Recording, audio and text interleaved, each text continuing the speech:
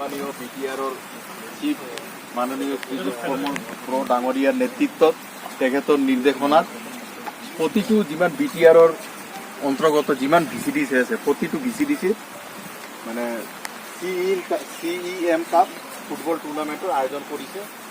তো সেই মৰ্মে আজি কচুগাঁও ভিচিডিচিত আমি আয়োজন কৰিছোঁ। 14 তাৰিখে আৰম্ভ হৈছিল। 14 তাৰিখত কিবা কাৰণবশতঃ আমি কৰিব পৰা বেলেগ কাম আছিল। মই চুমুকৈ কৈ দিম 2 মিনিটত যে এই খেল আয়োজনৰ মূল উদ্দেশ্য আছিল যে আমাৰ মাজত ভাতৃত্ববোধ আৰু ইউনিটি হ'ব লাগে ফুটবলৰ মাজত, ঠিক আছে। আমাৰ মাজত কি হ'ব লাগে, ব্ৰাদাৰহুডনেছ, ফ্ৰেটাৰনিটি। বিভিন্ন জাতি জনগোষ্ঠী বাস কৰে, সকলোৱে আমি মিলিজুলি থাকিব লাগে। আজি ফুটবলৰ মাজতে আপোনালোকৰ এই যে এটা টিমে আন এটা টিমৰ